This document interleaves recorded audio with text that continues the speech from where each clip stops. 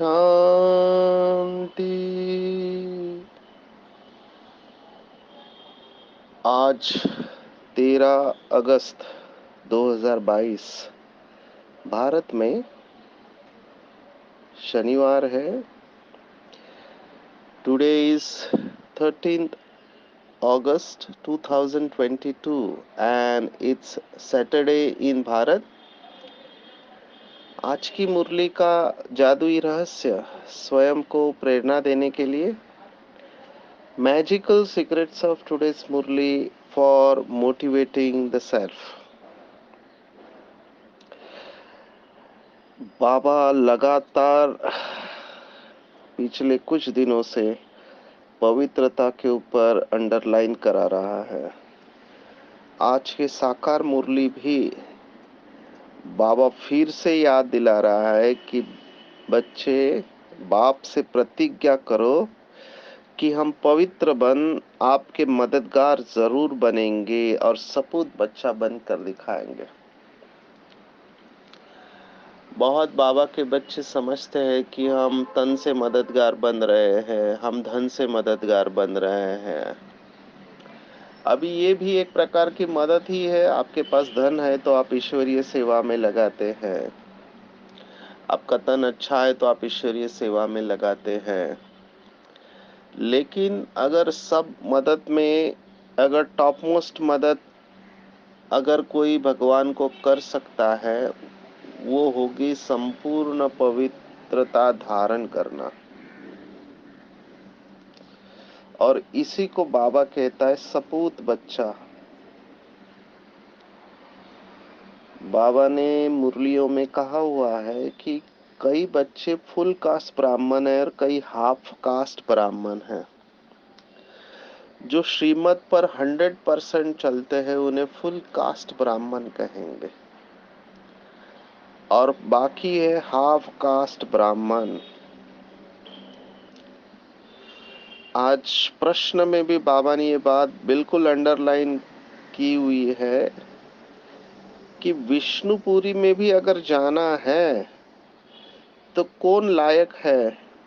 तो बाबा ने स्पष्ट कहा है कि जो पवित्र रहते हैं वही विष्णुपुरी में आएंगे, बाकी आत्माएं नहीं आ सकती। जो पवित्र नहीं रहते वो त्रेता युग में आएंगे। ये बात बिल्कुल स्पष्ट बुद्धि में ठोक पीट कर बिठा देनी चाहिए।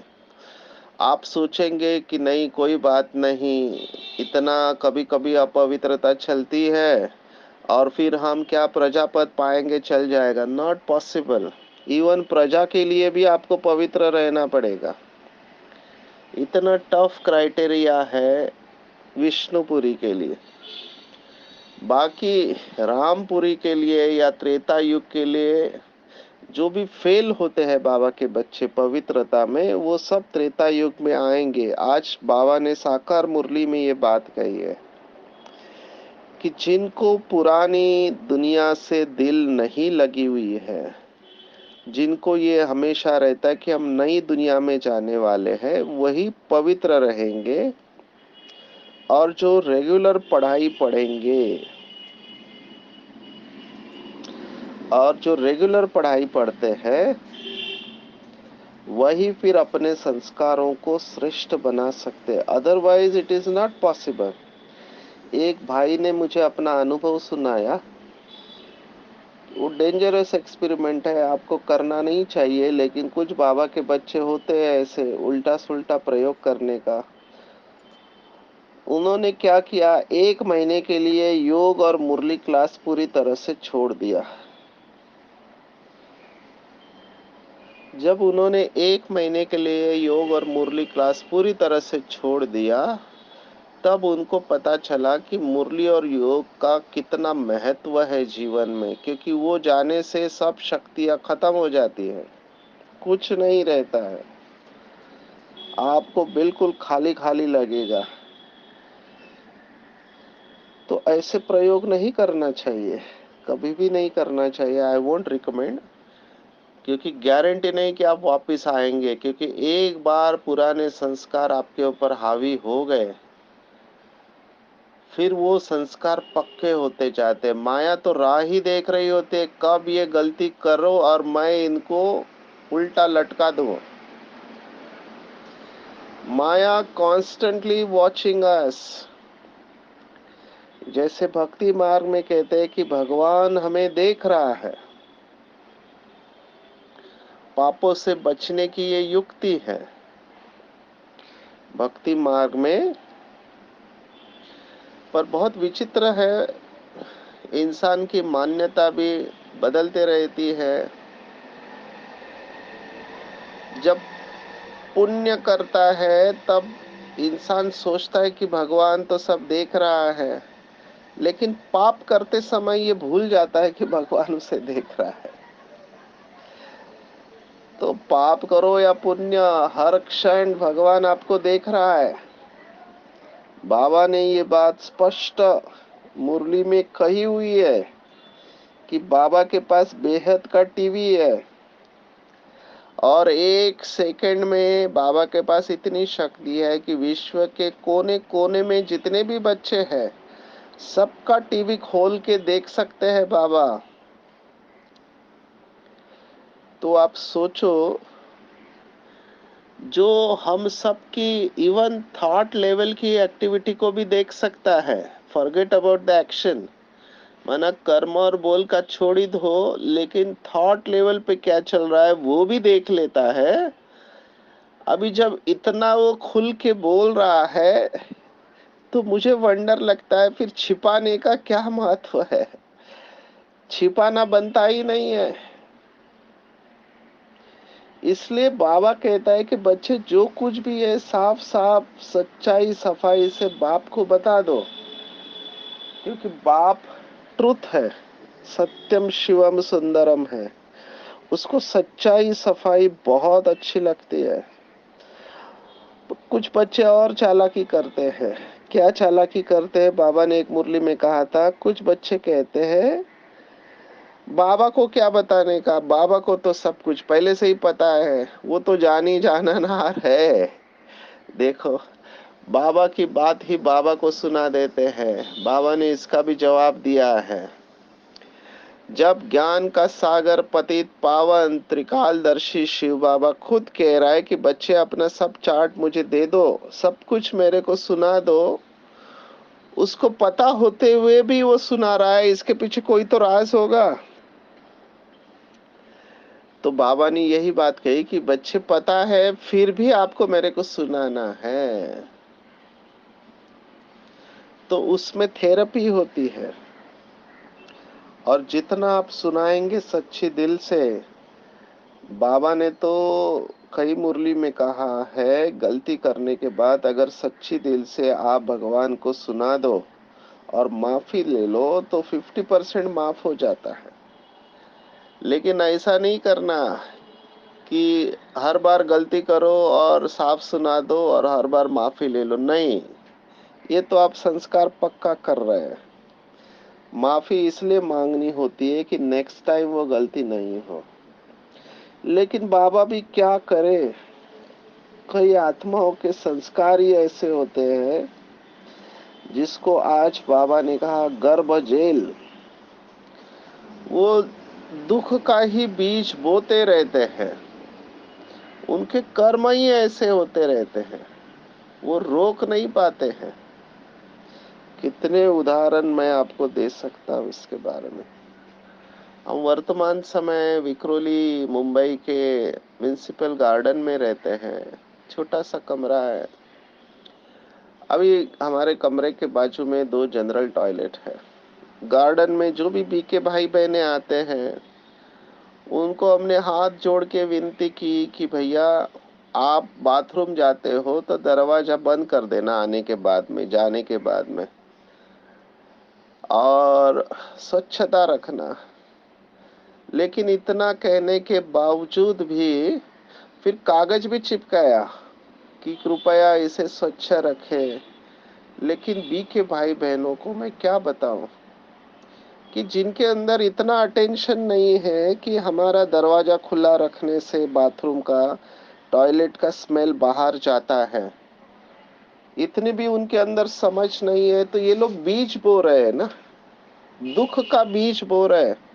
हमने तो फोटो वीडियो निकाल के सब भेज दिया निमित्त आत्माओं को, उनको भी कोई फर्क नहीं पड़ता है। तो फिर हमने छोड़ दिया कि ये गर्भ जेल के बीज बो रहे हैं, ये लोग बच नहीं सकते, क्योंकि कर्म है ना। क्योंकि वही पैर लेके फिर सब जगह पे घूमते रहेंगे, बाबा के कमरे में जाएंगे, छतरी में जाएंगे, किचन की तरफ जाएंगे। आखिर में हमको वो रोज रात को साफ करना पड़ता है, टॉयलेट धोना पड़ता है, क्योंकि बाजू में कमरा अपना ही है। तो जब भी मैं भगवत गीता का सेशन लेता था या मुरली रिकॉर्ड करता हूँ तो बदबू आती है टॉयलेट की बाजू से। क्या कर सकते, हमारा काम था बताना, इशारा दिया। अगर इशारे को भी नहीं समझते फिर बाबा को बता के हल्के हो जाओ, फिर वो जाने, उनका कर्म जाने। ऐसे बहुत सारे उदाहरण दिए जा सकते हैं। अभी किसी ने धन का भ्रष्टाचार किया है, ठीक है, रहम करना चाहिए। लोभ के वश किया होगा, जैसे लौकिक में भी लोग भगवान का नाम लेके पैसा इकट्ठा करते हैं, है ना।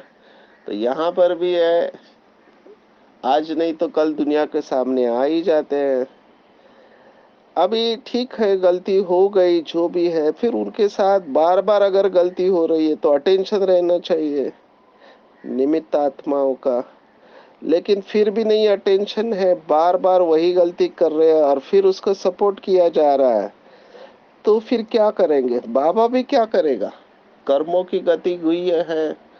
ऐसे समय पर हम साक्षी हो जाते हैं, बाबा को खत लिख के दे देते हैं, बाबा को बता देते हैं। पर अगर जो भी निमित्त बने हैं इसके लिए बाबा के बच्चे हैं, पुराने हैं, लेकिन वो अपने आप को रोक नहीं पाते हैं। तो कोई अपने आप को रोक नहीं पा रहा है तो समझने का, वो संस्कारों के वश है, उनके अंदर इतनी ताकत नहीं है जो ताकत हमने बड़ी दादी में देखी थी। ब्रह्मा बाबा के वक्त भी ये ताकत थी, बड़ी दादी के वक्त भी एडमिनिस्ट्रेटर पावर थी उनके अंदर। तो दादी डिसीजन देती थी। मुझे एक यज्ञ की कहानी याद आ रही है यहाँ पर कि किसी स्थान में, अभी मैं नाम तो नहीं बता सकता, किसी स्थान में बहुत डिस्टरबेंस था। तो वहां के आत्माओं ने कहा नहीं, दादी आएगी तभी इसका प्रॉब्लम सॉल्व होगा, और दादी भी जाने के लिए तैयार हो गई, क्योंकि बहुत बड़ा डिस्टरबेंस था, जो बाबा मुरली में कहता है ना, आपस में झरमुई झगमुई करते हैं। दादी भी तैयार हो गई, चलो जाते हैं, प्यार से रहे सभी। तो दादी का नियम था कि जाने से पहले बाबा के कमरे में बैठ के जाती थी, बाबा से छुट्टी लेके जाती थी। अभी दादी का सामान वगैरह सब पैक कर दिया है, टैक्सी में चढ़ा दिया है, और दादी बाबा के कमरे में बैठी। दादी की तो इतनी पावरफुल स्टेज थी, डायरेक्ट डायरेक्ट दादी कैच करती थी बाबा की मैसेज को, ट्रांस में जाने की जरूरत नहीं थी। और बाबा ने दादी को कहा आपको बिल्कुल नहीं जाना चाहिए वहां पे। तो दादी ने बाहर आके सुना दिया कि बाबा ने कहा है कि दादी को नहीं जाना है करके। तब जो आए थे उनको लेने के लिए वो और गुस्सा हो गए, नहीं दादी आप अपने मन की बात कह रही है। दादी ने कहा मेरे ऊपर विश्वास नहीं तो भेजो किसी को ट्रांस में। तो फिर जो ट्रांस में जाने वाली है उसको भेजा, और उसका भी यही मैसेज आया कि बाबा ने मना किया है जाने से। ये दादी की पावर थी, योग की पावर। ऐसे ही हम दादी की महिमा नहीं करते हैं। बड़ी दादी ने बहुत तपस्या की है, बाबा ने उनके द्वारा करवाई है। एक एक उनके अनुभवों को हमको सुनना चाहिए। आपको जब भी मिले तो एडमिनिस्ट्रेशन क्या होता है, प्रशासन कैसे, लव और लॉ से चलना है, ये हमको दीदी और दादी की स्टोरी से पता चलेगा। मैंने पहले भी सुनाया है, मनमोहिनी दीदी जो थी, जिनका शरीर छूटा 83 में, तो वो हमेशा ब्रह्मा बाप के साथ में रहती थी, बहुत स्ट्रिक्ट स्टूडेंट थी और अपने जैसा औरों को भी स्ट्रिक्ट रखती थी श्रीमत के ऊपर। तो एक भाई किचन में टोली बनाने के लिए, सेवा के लिए आया था। अभी टोली बन रही थी, तो वो भाई क्या करता था, जो टोली बनी है उसका एक टुकड़ा निकाल के मुंह में डाल दिया उसने। दीदी वहां से जा रही थी, दीदी की नजर पड़ गई कि ये टोली का टुकड़ा मुंह में इसने डाल दिया करके। उसने उसको भाई को कुछ नहीं कहा, उसकी निमित्त टीचर बहन को बुलाया और उसको कहा कि ये जो भाई आपके सेंटर से आया है, ये वापस मधुबन में नहीं आना चाहिए, इसको रफा दफा कर दो यहाँ से, अभी ये नहीं आएगा यहाँ पे। आप सोचो कितना स्ट्रिक्ट रहते थे। छोटी सी बात, अगर इन्होंने ये बेंचमार्क सेट नहीं किया होता, ब्रह्मा बाबा ने पवित्रता का बेंचमार्क सेट नहीं किया होता, तो यज्ञ आज इस स्टेज पर नहीं होता। तो हम सबको कर्मों की गुह्य गति के बारे में बहुत अटेंशन रखना चाहिए।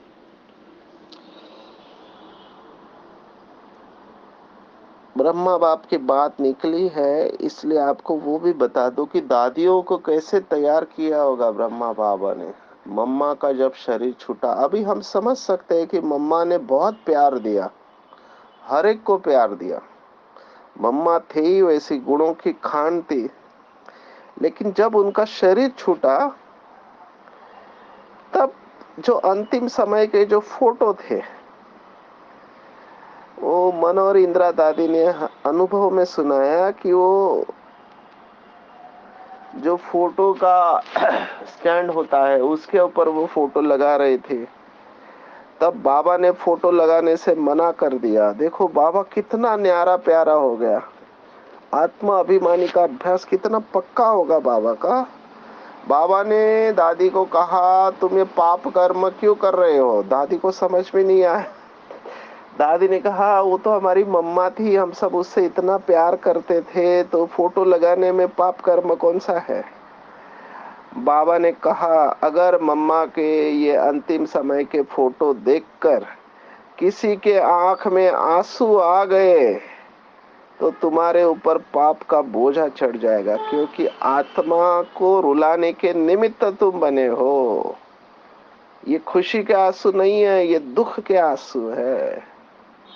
आप सोचो कितना अटेंशन रखते होंगे, ब्रह्मा बाबा का अटेंशन कितना रहा होगा।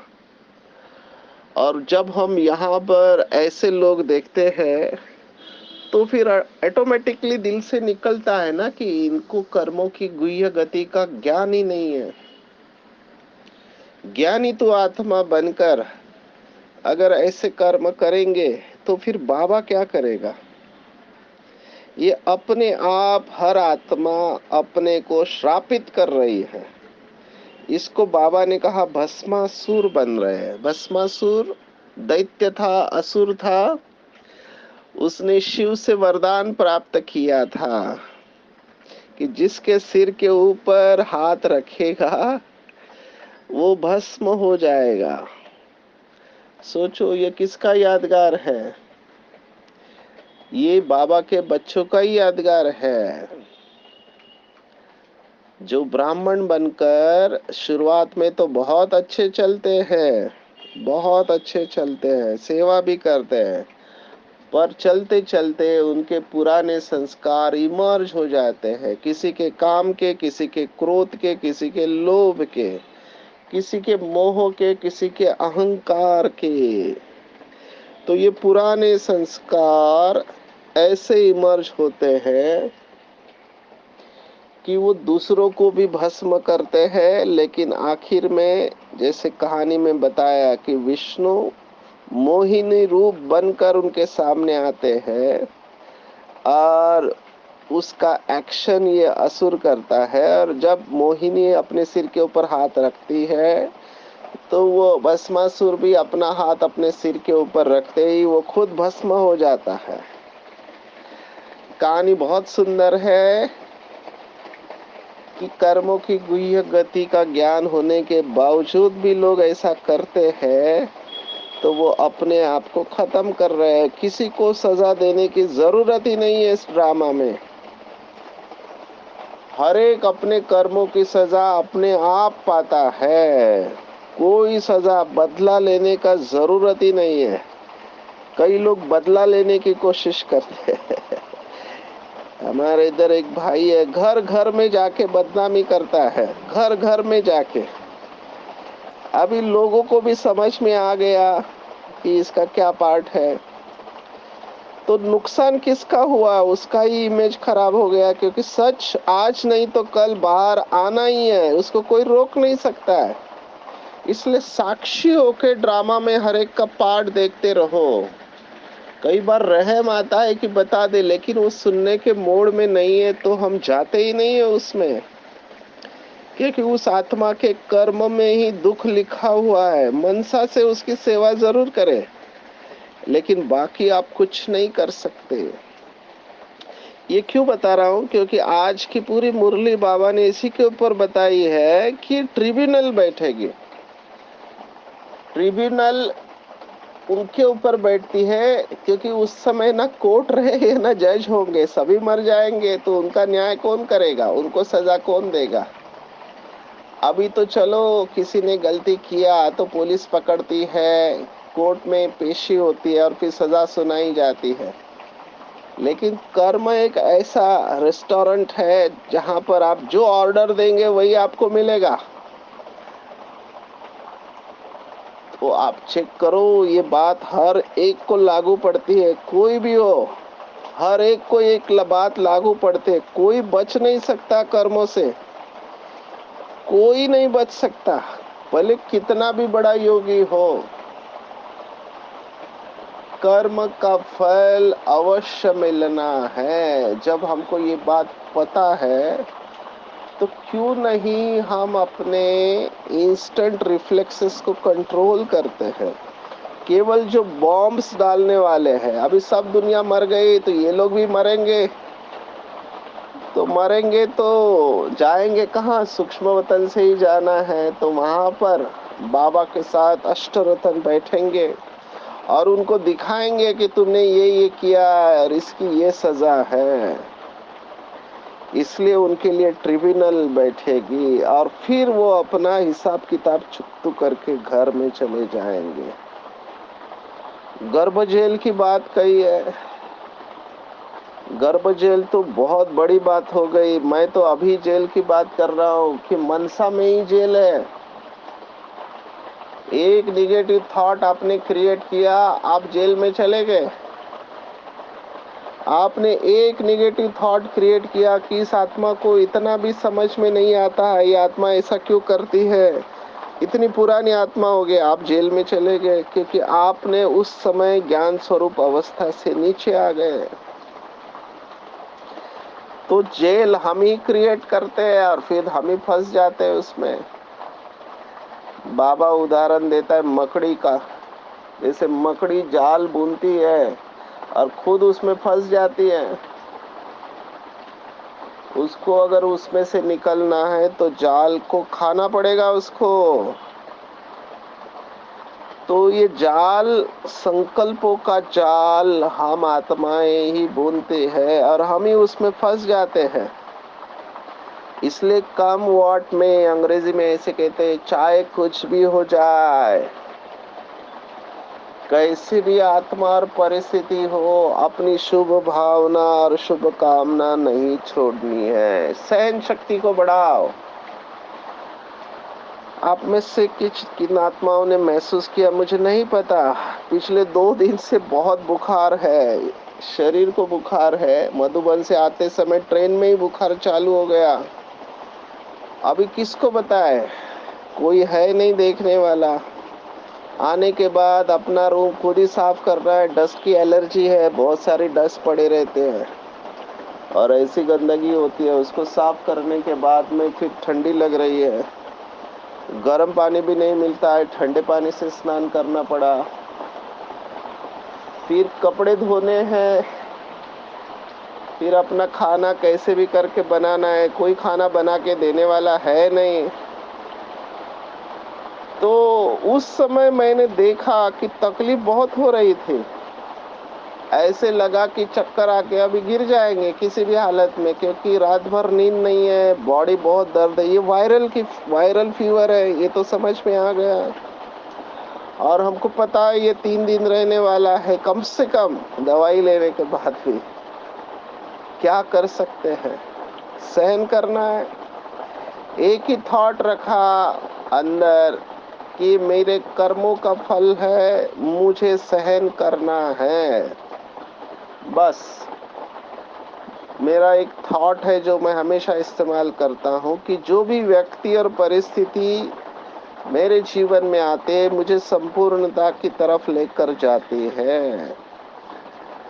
फिर से सुनेंगे, जो भी व्यक्ति या परिस्थिति मेरे जीवन में आती है, वो सब मुझे संपूर्णता की तरफ लेके जाती है। ये मेरा बहुत काल का थॉट है। तो इस थॉट के आधार पर सहन शक्ति को बढ़ाया। आप सोचो, कल तो ऐसा हुआ कि बुखार था, लेकिन आराम करने की आदत नहीं है, तो बुखार में ही मुरली का सार सुनाया, पूरा सीक्रेट। और देखा कि पूरा सीक्रेट रहस्य सुनाने के बाद पूरा बॉडी पसीने से लबालब हो गई, पूरा भीग गया था मैं। तो बुखार उतर गया आधे घंटे में। फिर रात को चढ़ गया, वो बात अलग है। तो ये आपको क्यों सुना रहे हैं कि हम बहाना नहीं दे सकते, हम बहाना नहीं दे सकते।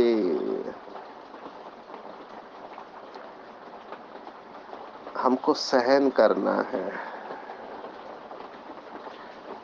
हमको सहन करना है। तो जिसकी सहन शक्ति अच्छी है, वो सब इन पेपर में पास हो सकती है। आज की मुरली में और एक विशेष बात आई हुई है, क्योंकि उसमें काम किया है इसलिए हम जानते हैं कि डिलीवरी के वक्त क्या होता है। तो आज बाबा ने कहा कि बच्चे पेट चीर कर भी निकालते हैं, 5-7 बच्चे। तो डिलीवरी के वक्त बहुत दर्द होता है, बच्चे को भी तकलीफ है और माँ को भी तकलीफ है। आपने सुना होगा डिलीवरी के बाद कई सारी माताओं का शरीर छूट जाता है, जो कि कृष्ण के बारे में भी कहते हैं।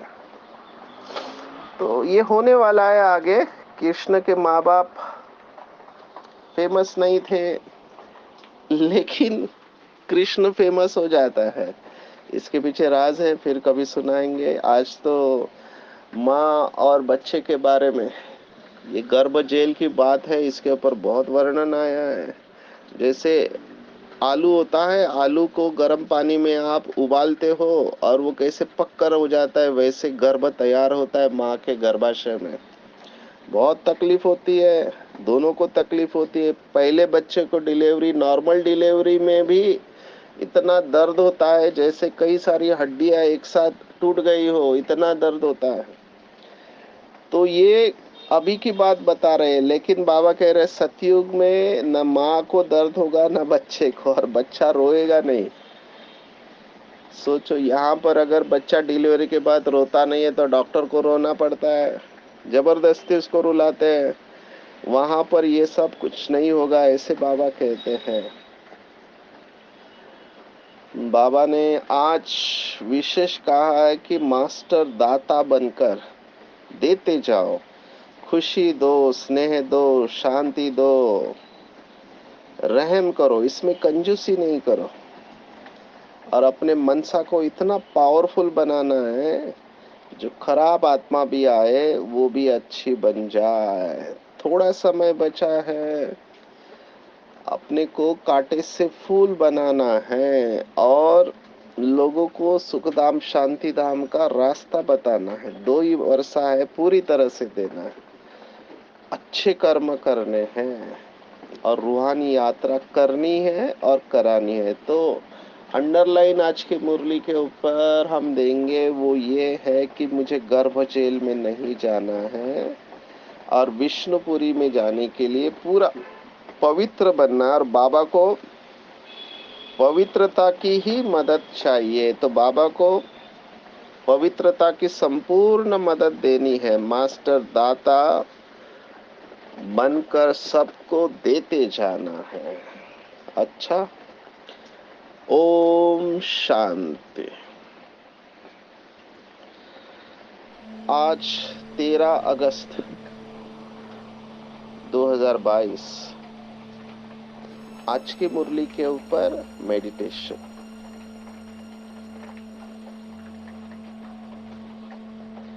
अपने आप को बिल्कुल हल्का छोड़ देंगे, सिर से लेकर पांव के अंगूठे तक संपूर्ण शरीर बिल्कुल हल्का। Relax relax, let go. संपूर्ण शरीर हल्का होते जा रहा है। बहुत काल का अभ्यास, ध्यान अपने आप 2 आंखों के बीच में स्थित हो रहा है। स्वयं को महसूस करेंगे कि मैं एक दिव्य चमकता हुआ सितारा मस्तक मणि हूँ। अपने सिंहासन पर, अकाल तख्त पर स्थित हूँ। शरीर की मालिक हूँ मैं। बाबा दाता बनकर मुझे भरपूर कर रहा है। दाता, विधाता और वरदाता शिव बाबा की मैं संतान हूँ। बाबा अपने सभी खजाने से मेरे को भरपूर कर रहा है, भरपूर कर रहा है। बाबा से खुशी, स्नेह और शांति की शक्ति मेरे अंदर प्रवेश कर रही है। मैं मास्टर, दाता, विधाता और वरदाता हूँ। हर आत्मा जो मेरे संबंध संपर्क में आती है, उसकी आवश्यकता अनुसार मैं हर एक को खुशी, स्नेह और शांति की शक्ति दे रहा हूँ। जैसे बाबा का भंडारा अखूट है, वैसे मुझ आत्मा का भी भंडारा अखूट है। मैं आत्मा बाप समान फ्रैंक दिल से बाबा के खजाने को लुटा रही हूँ, देते जा रहे हैं। हर आत्मा मेरे संबंध संपर्क में आते ही भरपूरता का अनुभव कर रही है। मेरी मनसा बहुत पावरफुल होते जा रही है। मैं बाप के साथ कंबाइंड हूँ। हर आत्मा को मैं शांति धाम और सुख धाम का रास्ता बता रही हूँ।